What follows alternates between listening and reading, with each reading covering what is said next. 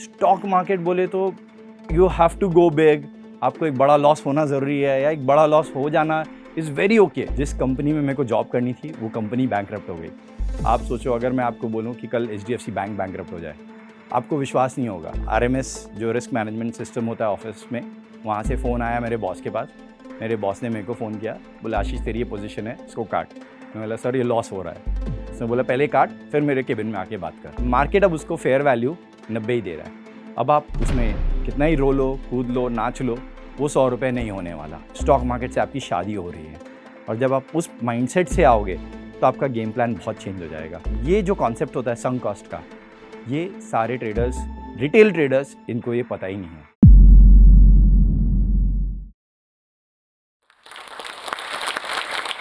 Hi friends, मेरा नाम है आशीष भाईती, बट ये आज मेरी स्टोरी नहीं है। जब हम किसी भी बिल्डिंग में पेंट हाउस देखते हैं तो वो काफ़ी ग्लैमरस दिखता है पेंट हाउस, या हम जब कोई भी पेड़ देखते हैं तो उसके फ्रूट्स और फल को देखते हैं जो कि काफ़ी सुंदर होते हैं। बट उसके पीछे काफ़ी बड़ा एफर्ट्स उसके रूट्स का रहता है, जहाँ से उस पेड़ को पूरी स्ट्रेंथ आती है, या उस पेंट हाउस के जो बेसमेंट है जो कि अंडरग्राउंड है, वहाँ से उस पेंट हाउस की स्ट्रेंथ मिलती है। तो ये स्टोरी आज जो मैं आपके साथ शेयर करने वाला हूँ, ये उस रूट्स या उस बेसमेंट की है। मैं थर्ड जनरेशन हूँ स्टॉक मार्केट में। मेरे दादाजी कलकत्ता में थे और वो स्टॉक मार्केट में उस समय IPOs आते थे। 112 रुपये के करीब IPO में सब्सक्रिप्शन होता था। जैसे आज जो 15,000 है, ये मैं 80s 60s की बात कर रहा हूँ आपको, 60s एंड 70s में। तो वो उसमें इन्वेस्ट करते थे, वो भी 3 ट्रांचेज़ में पैसे डालने पड़ते थे। मेरे डैड जो कि एक्टिव इन्वेस्टर एंड ट्रेडर दोनों है, ये मोस्टली आप बोल सकते हो उनकी स्टोरी है। मैं जो भी ग्रोथ या मेरी जो भी जर्नी रही है एक्टिवा टू ऑडी की, उसमें मेजर जो कंट्रीब्यूशन आया है या जो भी मेरी सक्सेस के पीछे जो भी लर्निंग रही है, वो मेरे डैड की रही है।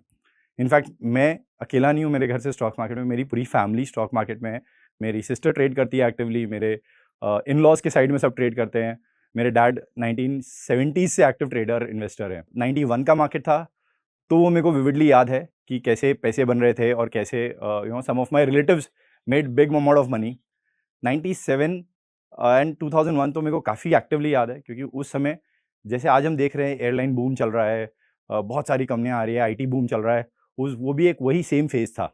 और मेरे को एक्टिवली एकदम क्लियरली याद है, दमानिया एयरवेज़ और NH नॉर्थ वेस्ट एयरलाइंस करके काफ़ी कंपनियाँ आई थी। वो कंपनियाँ ज़ीरो हो चुकी है। सहारा एयरलाइन भी थी, लिस्टेड नहीं थी, लेकिन वो कंपनियाँ आज आपको पता भी नहीं है। वैसी कंपनियों में मेरे डैड के पास इन्वेस्टमेंट्स थे। बहुत सारे IT कंपनियों में, ग्लोबल ट्रस्ट बैंक जैसे शेयर्स में इन्वेस्टमेंट थे, और वो सब ज़ीरो होते हुए देखे हैं। 2000 जो आज हम PNB का रेट देख रहे हैं, इतना बूम आ रहा है, यही PNB नीरव मोदी के इंसिडेंट के बाद बहुत भयंकर क्रैश हुआ था, और उस समय भी मेरे डैड के पास उसके बहुत सारे शेयर थे। तो ये जो लर्निंग रही कि डिस्पाइट इतने लॉसेस होने के बाद भी कभी भी हमारे फाइनेंशियल प्रॉब्लम्स कभी नहीं रहे। उन्होंने उतने अच्छे से उस चीज़ों को मैनेज किया कि यस, स्टॉक मार्केट में काफ़ी स्टॉक्स जो है वो उनके ज़ीरो हुए, बट उनका जो पोर्टफोलियो जिस हिसाब से बिल्ड था, वो उतना ब्यूटीफुली बिल्ड था कि उस कितने स्टॉक्स ज़ीरो होने के बाद भी he was able to give us the best and the best of the everything. मेरे स्टॉक मार्केट में एक गुरु है, विजय केडिया जी। उनकी एक लाइन बहुत इंपॉर्टेंट लाइन है। वो हमेशा बोलते हैं कि अच्छे ट्रेडर बनने के लिए आपको पहले अच्छा इंसान बनना पड़ेगा, एंड ये मैं लाइफ से बहुत रेजोनेट करता हूँ। मेरे डैड अच्छे ट्रेडर तो है ही, अच्छे इंसान भी है, और इसीलिए एक फेज़ ऐसा भी आया था हमारे लाइफ में जहाँ थोड़े से फाइनेंशियल प्रॉब्लम्स थे। बट जब आप अच्छे इंसान होते हो तो आपके पास कोई ना कोई लोग आ जाते हैं हेल्प करने के लिए। तो मेरी एजुकेशन में एक फेज़ ऐसा आया था जहाँ पे शायद मुझे कुछ फॉरेन डिग्रीज़ लेनी थी, FRM और कुछ और डिग्रीज़ करनी थी, जो कि थोड़ी एक्सपेंसिव थे। तो मेरे मामा और मेरी मासी, उन्होंने काफ़ी सपोर्ट किया मेरे को उस समय। मैं पूना में उनके साथ ही रहता था। तो ये जो जर्नी हुई, ये काफ़ी हद तक मैं आपको बोल सकती हूँ मेरी जर्नी एक स्लम डॉग मिलियनेयर जैसी है। उतनी ड्रामेटिक नहीं है क्योंकि मैं स्लम्स में नहीं था और ओवरनाइट मिलियनेयर भी नहीं बना। बट जैसे वो मूवी आई थी एक स्लम डॉग मिलियनेयर में, उसमें आप देखोगे कि उस बच्चे के लाइफ में जो इंसिडेंट हुए थे, वही उसे हॉट सीट में उसके क्वेश्चंस आए। और मेरे लाइफ में भी वैसा ही हुआ, क्योंकि मैंने लाइफ में बहुत अर्ली एजेस में स्टॉक मार्केट देखा। इनफैक्ट आज भी हमारे जो डिनर टेबल है उस पे डिस्कशन चलते हैं। मेरी 5 साल की बेटी, मेरी 10 साल की बेटी, वो काफ़ी कुछ स्टॉक मार्केट का जानती है। मेरा एक 4 साल का भांजा है, उसे चार्ट्स देखना आता है। So it has become very natural घर में ये डिस्कशंस, ठीक है। तो उसी के कारण ये जर्नी बहुत ईजी रही मेरे लिए। मैंने कभी कोई बड़ा लॉस नहीं किया, और मैं बहुत अगेंस्ट हूँ ये जो कल्ट या एक कल्चर बन गया है अभी कि स्टॉक मार्केट बोले तो you have to go big, आपको एक बड़ा लॉस होना ज़रूरी है या एक बड़ा लॉस हो जाना इज़ वेरी ओके।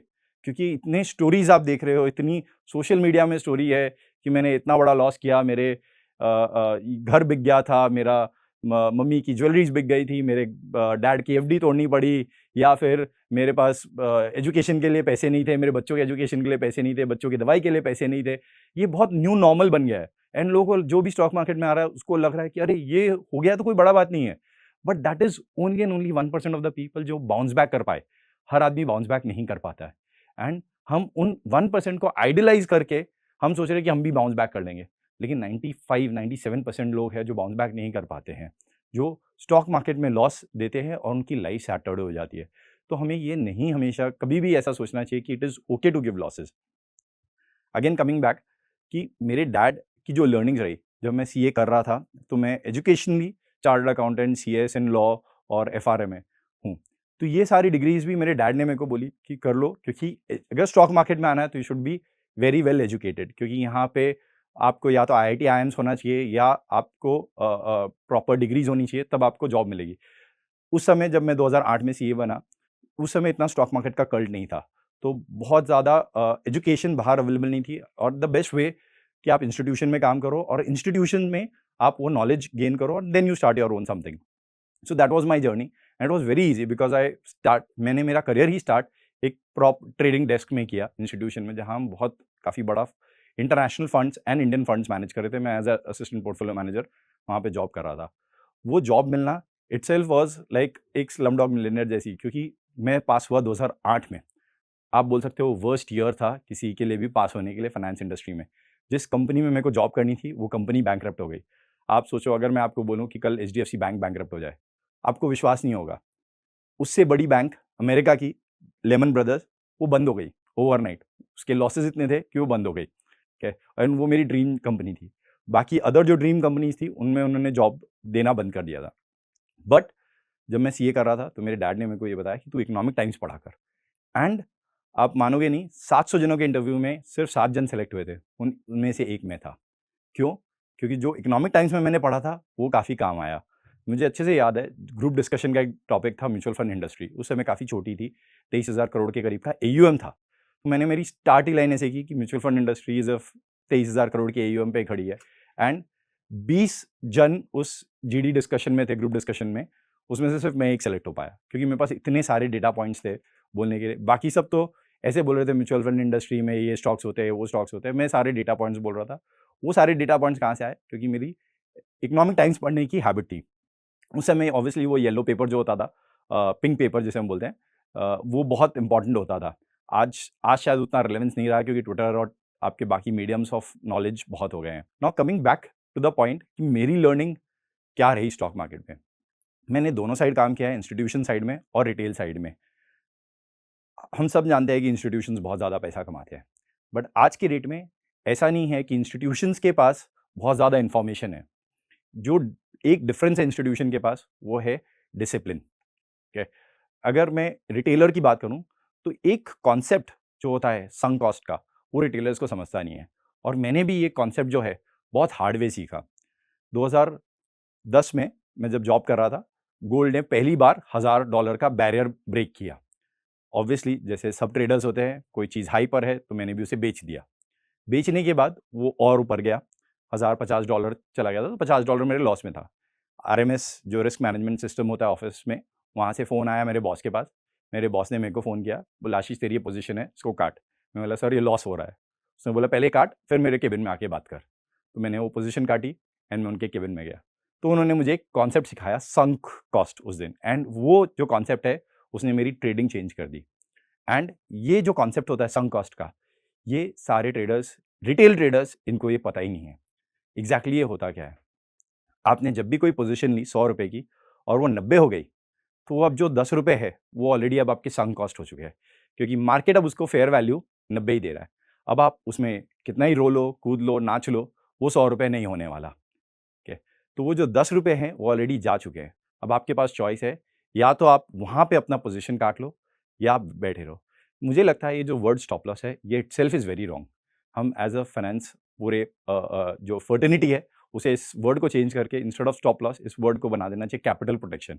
जब आप 90 पे निकल रहे हो, क्योंकि जब हम स्टॉप लॉस सुनते हैं तो हमारे दिमाग में हो जाता है कि अरे मेरा लॉस हो रहा है, मेरे को लॉस, हमारा एक लॉस एवर्जन का एक नेचर है, ह्यूमन बेसिक साइकोलॉजी है। बट जब आप 90 पे एग्जिट कर रहे हो, आप स्टॉप लॉस नहीं ले रहे हो, आप अपना कैपिटल प्रोटेक्ट कर रहे हो, आप 90 को प्रोटेक्ट करने की कोशिश कर रहे हो। अगर वो 80 हो जाता है तो आप 80 को प्रोटेक्ट करने की कोशिश कर रहे हो, वो 60 हो जाएगा कल तो आप 60 को प्रोटेक्ट करने की कोशिश कर रहे हो।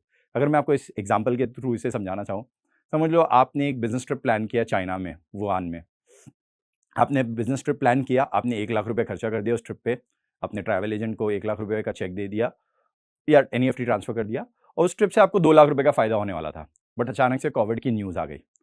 अब आपके पास 2 चॉइसेस है, या तो आप उस ट्रिप कैंसल कर दो या आप चले जाओ चाइना, वुहान, जहाँ पे कोविड फैला हुआ है। ठीक है? समझ लो ये 2020 की बात है। आपने अपने ट्रैवल एजेंट को फ़ोन किया, उसने बोला 5,000 रुपए कटेंगे, 95,000 रुपीज़ मैं रिफंड कर दूँगा। आप सोच रहे हो शायद 1 दिन का न्यूज़ है, ये कल ठीक ठंडा हो जाएगा, और आप बोलते हो नहीं, I will take a decision 2 दिन बाद। 2 दिन बाद जो वायरस है वो स्प्रेड हो गया है। अब आपने एजेंट को फ़ोन किया, वो बोलता है मैं 80,000 ही दूँगा। अब आपको लग रहा है कि कल तो 5,000 कट रहे थे, आज 20,000 कट रहे हैं, अब मेरा लॉस 20,000 का है। एंड तब आप बोलते हो यार अब 20,000 का लॉस मैं कैसे बेयर करूँ? आप 2 दिन और वेट करते हो, अब वो लॉस हो गया है। अब उसके ट्रैवल एजेंट अब आपको सिर्फ़ 60,000 ही देना चाह रहा है, तो अब आपका लॉस हो गया 40,000। अभी भी आपके पास 2 चॉइस है, या तो आप वो 60,000 ले लो या आप वो ट्रैवल करने चले जाओ। वो अगर आप ट्रैवल करने जाते हो तो आपके रिस्क ऑफ लाइफ़ भी हो जाएगी।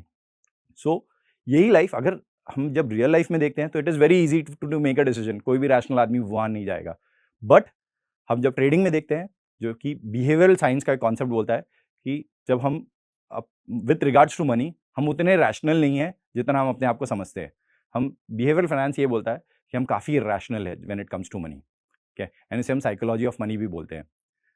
उसमें ये कॉन्सेप्ट है कि जो 100 रुपए आपका गेन हो रहा है, इट इज़ नॉट इक्वल 100 रुपए लॉस के बराबर नहीं होता है। एक एग्जांपल देता हूँ, अगर आप समझ लो आप कहीं ऑटो से ट्रैवल कर रहे हो और ऑटो वाले ने आपसे 10 रुपए भी एक्स्ट्रा ले लिए या 50 रुपए एक्स्ट्रा ले लिए, it might spoil your even 1 hour और इवन मोर, अगर आप you will feel cheated. But अगर आपको रास्ते पे 500 रुपए का नोट भी मिल जाए ना, वो शायद 10 मिनट भी आपको खुशी नहीं दे पाएगा। तो जब लॉस होता है तो हम बहुत ज़्यादा कॉन्शियस हो जाते हैं और हमसे वो काटा नहीं जाता है। सो ये जब आप जिस दिन या जिस आदमी ने भी स्टॉक मार्केट में लॉस लेना सीख लिया, for him it is the, उस दिन से वो उसने पैसा कमाना सीख लिया है।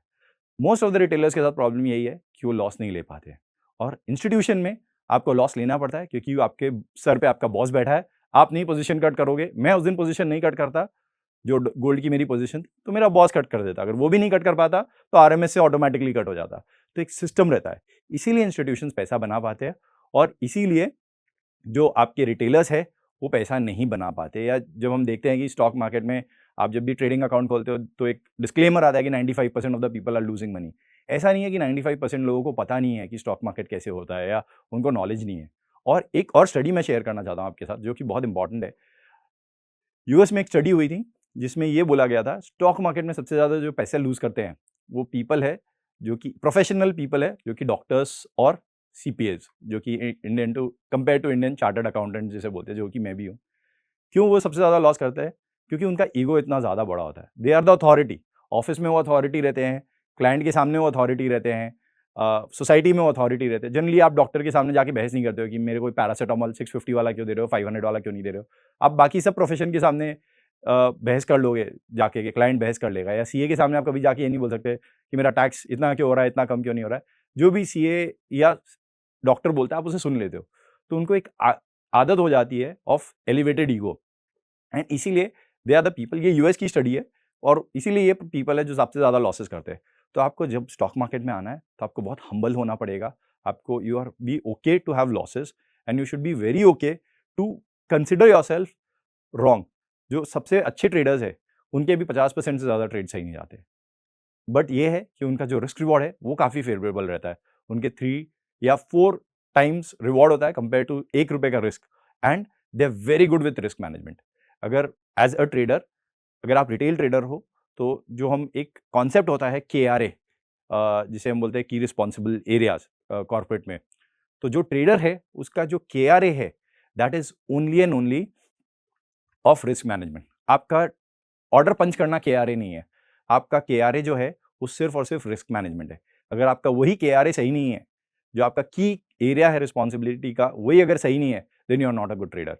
And to become a good trader you should always and always work on the KRA। Coming back, जो हमने एक पॉइंट डिस्कस किया, संक कॉस्ट फैलेसी, जिसे हम लॉस वाला भी बोलते हैं।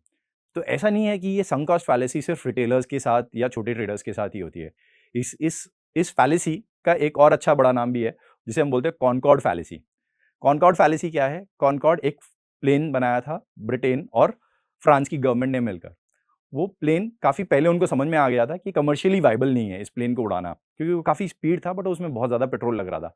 बट फिर भी उन गवर्नमेंट्स ने उस जो डिसीजन है उस पर बैड मनी पे और गुड मनी डालते गए और गुड मनी डालते गए, और वो प्रोजेक्ट पे और उन्होंने इन्वेस्ट किया, and at the end of the day वो प्रोजेक्ट पूरा फेल हुआ।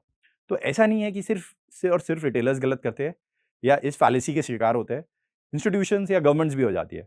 बट एज अ ट्रेडर ये बहुत इंपॉर्टेंट है कि हम इस संक कॉस्ट का जो कॉन्सेप्ट है इसे बहुत अच्छे से सीखे। एक बार जो प्राइस और एक बार, ये मेरे बॉस ने बोला था कि एक बार जो प्राइस और एक बार आदमी चला गया वो वापस नहीं आता। तो वैसे ही आपको ये समझना पड़ेगा कि अगर आपने कोई ट्रेड लिया और उसके बाद वो 100 रुपये का प्राइस 90 आ गया है, तो वो बहुत हाई प्रोबेबिलिटी है कि वो वापस नहीं आएगा।